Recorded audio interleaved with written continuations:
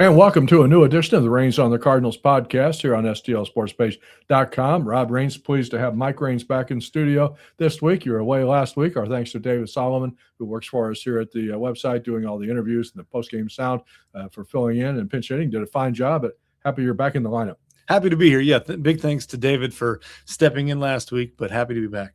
So we got a lot to talk about. Obviously, the Cardinals with the day off on Thursday, coming off the road trip, the first road trip of the season to Detroit and Washington. Started poorly, but then thanks to Jordan Walker, ended well. Are we going to go kind of look back, you think, in a couple months and say this was the coming out party for Jordan Walker?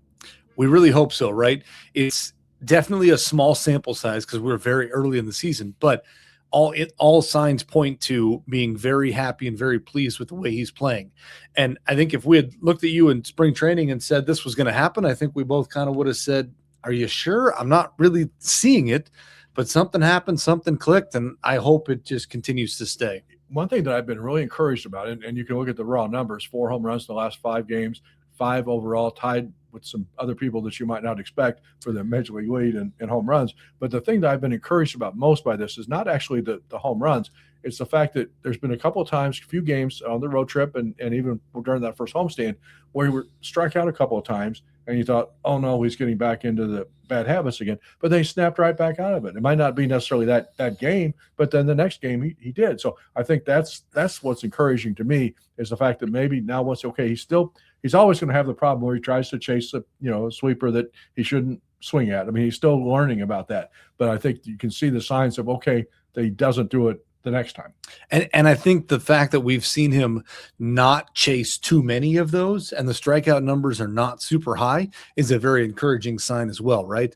But like we talked about before, he had like a 56% ground ball rate last year. So seeing him be able to drive the ball, and a lot of people say power is the last thing to come, which is great. I will say I do not believe he will keep up the pace of 4 home runs in 5 games. I would love to see that, but that's not going to happen. But if it can be 1 every 5 games, then you're finally seeing the Jordan Walker we need. One thing you do know about Jordan Walker is all you have to do is look at him to realize he is a very big, large, strong young man. And so if he swings the bat and it hits the ball, it has a good chance of going somewhere. And I will say this, the one stat before he started hitting any of these home runs, but before 5 games ago, he was still leading all of major leagues in exit velocity. He's still hitting the ball hard. And that's always going to happen. And the importance of exit velocity is when the angle's right, you start hitting doubles and home runs. And that's what you need out of him. We all know what a guy, I'm trying to think of the word, aficionado is not the right word, but it comes close. I am of exit velocity. I mean, it's kind of one of those other newfangled things that, he always used to say hit the ball hard. But I will say this about hitting the ball hard. Not only does it help you hit the ball out of the ballpark, it helps you get ground balls through the infield, between short and third, between second and up the middle, between second and first. So there's still a good chance that he can get a base hit on a ground ball if he's hitting at 110 miles an hour. And I think there's a lot of encouraging signs to point to that, right? And so even if he's still hitting the ball on the ground, like you said, it's going to get through, which is – and surprisingly, he runs really fast. For a big guy, he's a big fast. He would not, linebacker built scare me coming at you pretty quick there. I mean, if you're drawing up a picture of a guy that you want to be a very good baseball player, he might be the profile that you look for. I mean, and I'll throw another stat, which I know everybody remembers, but he still has to be almost number 1 in your discussion of anything related to Jordan Walker. He's 23 years old. He's not going to turn 24 until the end of May. He's got enough big league experience that you just kind of tend to forget that sometimes. Yeah, I think the biggest takeaway from right now is we want to see the longevity of this. We want to see him continue hitting well over the course of a month now, let's say, and then let's look at it for 2 months. And so that's the development and the next steps to look at for Jordan Walker. Are we very pleased with how he's playing right now? Yes. Now let's continue to see that day in and day out. And I think the other thing that I think about Jordan Walker, and we're going to get to some other areas of the ball club here, obviously, in a few minutes here on this edition of the Reigns on the Cardinals podcast, brought to you by the Drury Hotels and all of our other great corporate sponsors here on the website. But the other thing that I am really kind of think you're seeing with Jordan Walker for the first time. Maybe now, remember when he came up as a rookie, he had like hitting 12 games, first 12 games or something like that, or reached base the first 12 games, or some stat like that, and was playing well, but not hitting the level of home runs that he's talking about now. But I think maybe for the first time since that early beginning in his career, he's playing with confidence. And he's playing free and easy. He's just letting his own natural ability take over and not trying to overthink everything, which is, I think, what cost him all of his troubles the last couple of years. And what we don't know, and you've talked about it a lot before, is his hitting approach and his relationship with Casey Chenoweth and how well they've developed a relationship to work on his hitting. And I think that getting out of your own head is half the battle sometimes for some of these young kids. And not to compare him to JJ, but for a minute too, when you watch JJ, he's not afraid to take a walk. He's okay to take what comes to him. And Jordan, I think, was trying to force a few too many swings out there to try to be that guy that they wanted him to be, instead of just relaxing a little bit and letting that come to him. And that's what you're seeing this year. You're seeing him play much free and easier, and that's really resulting in positive results. The other thing I think that's encouraging when you look at it is I really like the Cardinal lineup a lot better with him hitting cleanup than Mason Wynn. No disrespect to Mason Wynn, but he should not be hitting cleanup. And if Walker plays like he's capable of hitting, I mean, I don't think it's out of the – I realize it's a small sample size, but it's not out of the question for him to hit you 30, 35 home runs this year. Mm-hmm. And if he does that out of your 4-hole, that's just fine, because the man hitting behind him fifth has looked much better too, and he should hit you 30 to 35 home runs. So combined, if you can get 60 to 70 home runs out of the two of them, that's much better in your offense than you were looking last year. And really, when you look at it with the top of the lineup, the way it's set up and has been, for the last few games of this road trip, JJ hitting leadoff, Herrera batting second, which I think from the beginning we all thought was probably a pretty good idea to hit Herrera second. It was just what did the effect do to the lineup down below him. And Burleson has obviously, had a nice road trip and a good start to the season, hitting third. Walker hitting fourth. Right now, that's your top four hitters on this club, hitting in the top four spots, which is exactly how it should be set up. And that's how it should be, for sure, right? I think there's a lot of takeaways to be very happy with the offense this early in the game. If I would have told you throughout all of MLB, the Cardinals are 7th in total runs scored, would you have, going into the season, if we said we were going to be in the top 10 in runs scored, I would have taken that. Yeah, but we probably would not have agreed with that assessment, though, right? Because we talked, and we said this team's going to win a lot of games 2-1, 3-1. This team's scoring 6 and 7 runs a game here, which is looking great. I also recall one of us thinking that the bullpen was going to be the strength of this team, which maybe we don't really know what we're talking about. Maybe we can't get them all right. So I just want to get some of them right? Yeah, we'll get to the bullpen in a minute. But yeah, so I think there's a lot to like about this. I think it all starts with, it starts with the way Jordan Walker is playing, but it really starts with the way J.J. Weatherholt is taken to that leadoff spot. And now with first 11, he didn't start one game on the road trip, so he started 11 games so far to begin his big league career, reached base in all 11 of those games, and that's what you want your leadoff guy to do. Not afraid to draw walks, go get his hits, get on base, scored a lot of runs. So I think you've got to like the way that is happened so far. 8 walks and 3 stolen bases. Those are the numbers that stick out to me right away because, just getting on base is the biggest thing for a leadoff hitter. It doesn't have to be a hit every time. It doesn't have to be anything. Just get on base to let the big guys behind you drive you in. And if, we'd like to see a little bit more out of Ivan Herrera. It just kind of hasn't come yet. I think it will, but you have to be very pleased early on with J.J. Weatherholt so far. I'm not surprised that Herrera has struggled a little bit to the start of the season. Has nothing to do with his ability to hit, but he basically had no spring training. I mean, because they had the knee inflammation, they wanted to bring him along slowly. So, I don't remember how many at-bats he had in spring training, but it wasn't very many. So the fact that he's really kind of still now getting to where he might be at the end of a normal spring training. So I still think there's good there. And he's caught okay. The throwing has not been great, but it hasn't killed you right now so far. And to me, that's the only weak link in our offense is the fact that Herrera's had to DH more than catch, because there's a few guys in this lineup that we didn't expect to do anything. And let's look at a guy like Ramon Urias, who's played really well. And you'd like to get his bat in the lineup instead of, say, Apaje's. So can Herrera continue to catch every day so that a guy like Urias, who's come out with some, more pop than we thought would happen, has been a nice surprise. Yeah, he's played better. He's been able to play third base when Herrera does catch, because then you can slide Gorman into the DH spot, which has worked out well. He's hit a couple of big home runs and has played obviously good defense, a former Gold Glove winner, so you knew that. But he has played more than I expected him to play to this point, and he's earned the right to play there. I think so too. And the question as we look across the diamond, it kind of, again, there's positives to be very happy with this offense, but there's a few takeaways to look at too.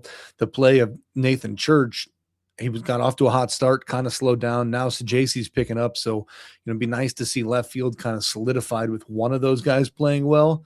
Because we don't really have any timetable on Newbar when he's going to be back. So it may be a while on that one. Well, he's not eligible to come back till the end of May. I think it's May 24th is the date. So once he comes off that 60-day injury list, so no word on how his rehab's going down in Florida, if he's going to be ready on that date or not. I know that was the Cardinals' hope when they put him on that 60-day, that he would be ready to play by then. The other thing I think I've been encouraged by the Cardinals offense is the fact that you look at, 5 of the 7 wins that they have so far in the season have come in games that they were trailing at one point. And I think a year or two ago, maybe 2 years ago, Cardinals got behind, by a couple runs in the game. You basically thought the game was over. There really was no chance of them putting together an offensive rally to come back, and they've shown the ability to do that this year. And the one constant that we talked about a lot, and anybody who's listened to us has said, we really do believe this team is going to be a fun team to watch. And I think anybody that's watched these first games this year, you can't tell me they haven't been fun, exciting games. All of a sudden we give up 6 runs in the top of an inning. What do we do in the bottom of the inning? We score 6 right back. So this team is really not getting down. They're not getting frustrated. They're just continuing to go out and play and have fun. And that's half the battle. And it's not perfect, like we mentioned. I mean, there's some guys that have not performed to this level, and you're getting some guys who are playing well at Memphis that maybe going to try to force that issue a little bit. I mean, the way Jimmy Crooks has gotten off to a good start, but that put pressure on Pages and Pozo, and maybe if they want to make a move there to try to get another good bat in the lineup, that's something to watch for too. But I think overall, I think you take what you've gotten so far from this offense. If now the question would be flipping it to talk about what's going on with the pitching staff. I think, to me, the negative side of this is you're very happy in how the offense have played. With as many runs as we've scored, we should have a better record than we do. Now, we're sitting here at 7-5. We look at that and say, we probably wouldn't have thought we would have gotten off to this start. But since the offense is playing this well, I feel like we've wasted some good opportunities with some poor performances out of the bullpen. They have won 3 of the 4 series. The only series they lost was to the Tigers. So, and obviously Detroit, very good ball club. So I don't think there's anything you can be disappointed about that really to the start of the season. Even though you always can look at games and say, what could have gone better. The one other interesting thing before we flip too much to the pitching side, I want to have one more comment about the offensive line, and that's what's going on with J.J. Weatherholt in terms of what's going on in baseball with signing guys to long-term contracts. The big news, of course, in baseball this week was the Pirates locking up Connor Griffin, their outstanding young 19-year-old prospect, to a 9-year, $140 million deal. There was some indication a couple of weeks ago that the Cardinals might be in some conversations with JJ about a long-term deal, but I've not heard anything about that for the last week or so. Would you be in favor of that or not? Well, I'd certainly think he's someone that we should lock up, and I think he's going to be good. It's just hard when you have a week or 2 weeks worth of sample size to look at, right? I also think that there's certain teams out there that are more willing to spend money than the Cardinals. Not saying the Cardinals won't spend money.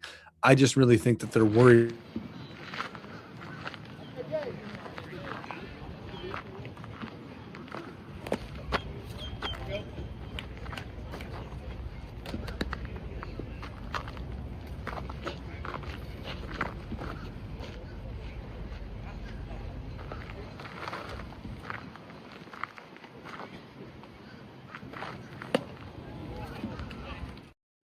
And get another big deal. So we'll see what happens with the Cardinals. To this point, have never really been that inclined. I know we have different people in charge, but have never been inclined to kind of give that kind of money to a player so early. Usually, if you look at some of the deals that they've done, extensions with guys, it's been when they have a couple years experience. To me, the biggest takeaway of this team right now is you've got a lot of potential in young guys that if you can lock up somewhere between 6 to 10 years, you're going to have a serious World Series contending team for those solid 5-6 years in a row.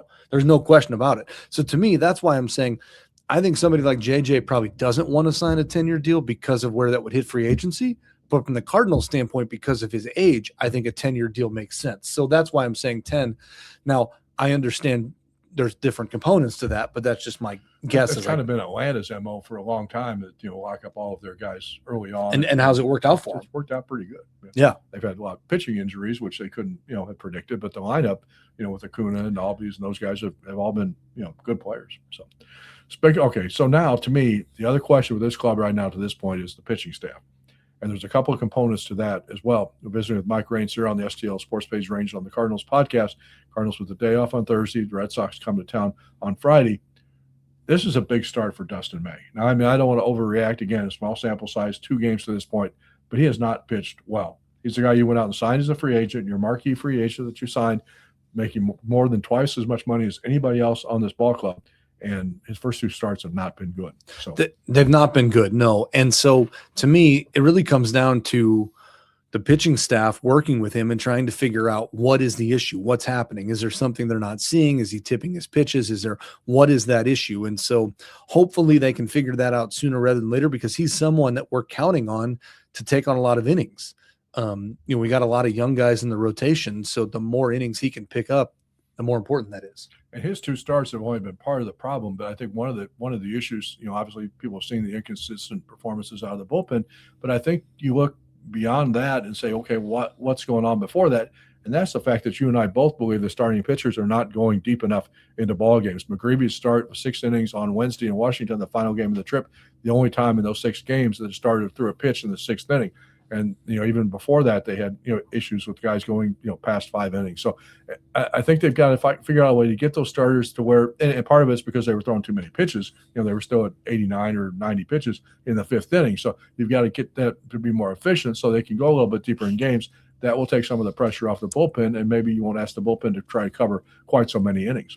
I think that there's a couple takeaways to look at. One is, Ollie really looks at last year's success of how well the pitching did based on limiting their innings in April. Now, I understand that aspect, but on the flip side of that, you can't have the same 4 guys out of the bullpen pitching every day in a row. It's just not going to work. And you can't ask the bullpen to get 4 innings every game. That isn't going to work either. So the one takeaway that I'd like to see is, 2, yes, I agree that starting pitching needs to get deeper in the games. And 2, I'd like to see some different combinations of pitchers out of the back end of that bullpen.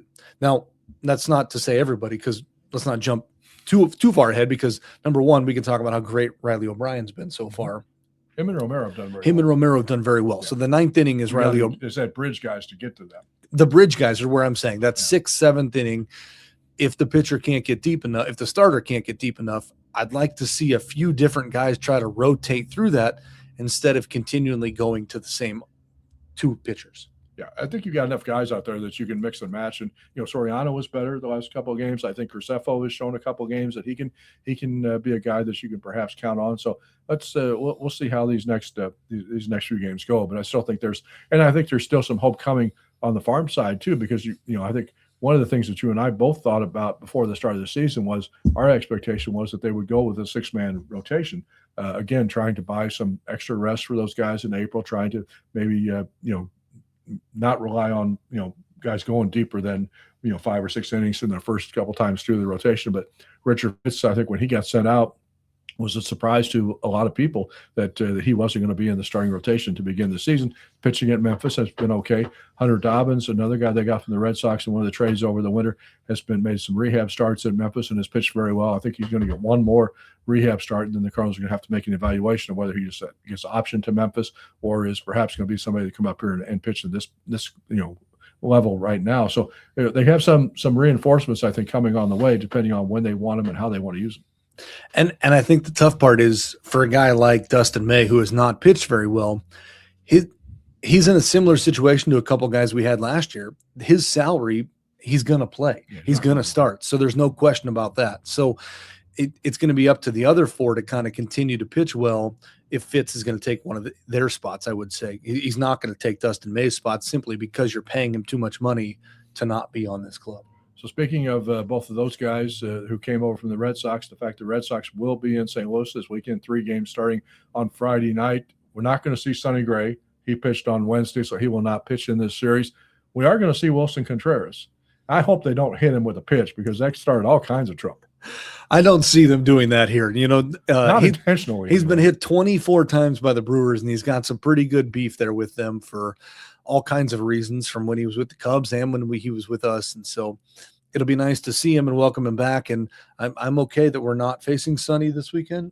He looked pretty good in his just most recent start at 6 1/3 innings out of him. So, yeah. So hopefully the Cardinals can control Contreras. But I think, by and large, I think those, you've got to be happy with the, I know Dustin May has not pitched well the first 2 starts, but I think you're happy with the returns that you got in those trades so far, because of the fact that some of the other younger prospects are playing well, and you've got another guy that they may think might be the best pitching prospect they got in those trades, Brandon Clark, who's still on the injury list, not going to probably pitch until June in the minor league. So I think the early return has been positive for those moves. As we talked about, the depth was the most important that they needed. We just didn't have the prospect level depth to develop that talent to get us to the next level.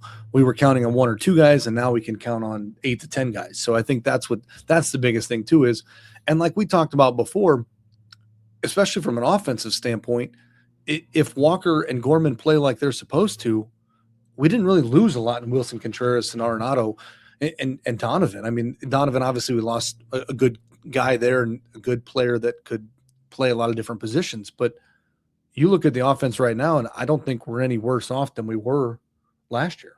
Well, yeah, because you look at how many runs that they've scored. I guess the one difference would be if Contreras was still there, he would be playing first base, and probably Burleson would probably be playing left field. So would that potentially be a better offense? And it could be, but I think Sajacy is going to come through just fine, and I think you're going to see that work out. At some point, okay. You're going to get Newbar. And at some point, you're going to get Newbar back. So if Contreras was still here and Newbar's back, who's the odd man out of those 3? So then I think, that's kind of where the overlap kind of became. So yeah. Is left field a little bit weak to start the season? Yes, but I think they can come through just fine when you look at how many runs we've scored. The one thing I don't like about the Red Sox series, because it's followed by the Cleveland Guardians coming in for 3 games, how do the schedule makers make up the schedule where they're playing so many games against American League clubs? I went and looked and added it up.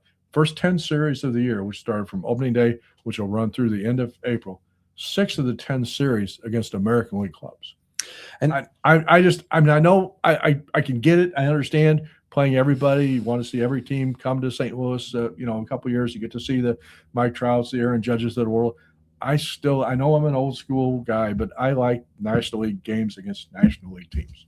And I understand that aspect too, but to me, it's kind of nice to be able to work through some of these kinks and early season, things before you start playing those teams in your division where those games matter even more. Now, it's not to say that your overall record doesn't matter, but your record within the division matters big time too. And so, to me, to not have to start out right away playing the Cubs and the Brewers right now is kind of nice. So I like the aspect that we're not playing them to start. I guess you could look at it from that perspective. And I do, and I understand the point of trying to when they went to the balanced schedule, but see everybody plays everybody, home, and we'll see the Tigers next year here in St. Louis. We'll see the Yankees, the Red Sox next year, the Cardinals will go to Boston. So I do get that, but to me, it takes away from some of those, games within the division and within against your own key opponents within the league. And everybody's got, they're entitled to their opinion of it, because did we love playing the Brewers 15 times a year? I mean, sometimes that gets a little bit old, right? So that's why they hit Contreras 24. From a fan standpoint, it's cool to see Aaron Judge come in, or it's cool to say like, hey, I'm going to take a trip to Yankee Stadium and get to watch the Cardinals play there instead of having to watch somebody else. I want to remind everybody you can get this podcast anywhere you get all of your podcast content. If you would subscribe to our YouTube channel, that would really help us out a lot. Then you get a fresh notification every time we do a new podcast or some of the other audio on the site is up and posted. So appreciate everybody who has signed up for that. Appreciate our new alliance with Gateway Sports, and hopefully that will help us to kind of grow more readers as well, more listeners to this podcast, all of our other content here on stlsportspage.com. Also, our newsletter. Don't forget to sign up for all of the content, regular weekly newsletter, which includes all of our fun contests. If you've known about the newsletter, you could have been participating in our NCAA bracket challenge. Congratulations to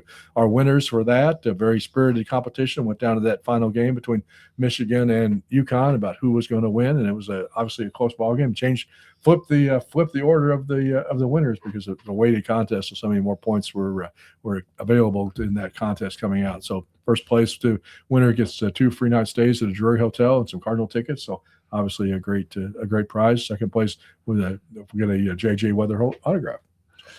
Very exciting and very congratulations to all of the winners out there. Encourage you also to check out our merch store, merch page. We've got a lot of great new items up there. Mother's Day now just about a month away. So if you've got a baseball fan in your life that you're going to need to buy a Mother's Day present for, we've got some diamonds or girl's best friend kind of baseball related items for females. So encourage you to check out all of our content. And even if they're not baseball fans, the women in your life, you can buy a candle or some other handbags, merchandise that we have available. So encourage you to go to that link to our merch store and see all the great items. I always worked really hard on putting that together, and hopefully the products have been really good, that everybody has enjoyed what they've received so far. So obviously all of our regular items are available too. That do good, have fun, watch baseball, hats, t-shirts, and all that other merchandise too. So it takes about a couple weeks from the one time you order it to get it in. So you still, as I say, have plenty of time to get it ordered and have it on hand before Mother's Day. So the next week ahead, Cardinals play the Red Sox and the Guardians. What are you looking for? Well, I think we need to see some better performances out of the starting pitching. Some of them, there's been some encouraging signs, but number one is, can they go deeper in games, and can we get better performances out of the bullpen? So number one overall is just pitching staff as a whole. And number two is, can the offense continue to play like they've been playing? Can Jordan Walker continue this to keep making that next step forward? That to me is the key. I want to see what Jordan Walker continues to do, because I think that would be such a central part of what this lineup and this team is going to do this year, is based on what he, you don't want to put too much pressure on him, but I think obviously he's such a key component that hopefully he can keep it. And as we've talked about for a long time, the two biggest components to this team are Jordan Walker and Nolan Gorman. Well, if they're both doing what they're capable of doing, all of a sudden that 4-5 spot in the lineup just became very locked down and very solidified.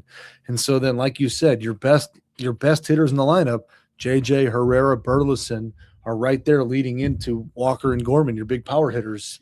It sets up very nicely. It does. So it should be a fun weekend. Hope everybody gets out to the ballpark and check out the games between the Red Sox and the Guardians. And stay tuned for all of our other content here on stlsportspage.com, all of our full game coverage, audio interviews, and everything that comes up down at the ballpark. Remember, do good, have fun, watch baseball. We'll talk to everybody again soon here on the Reigns on the Cardinals podcast on stlsportspage.com.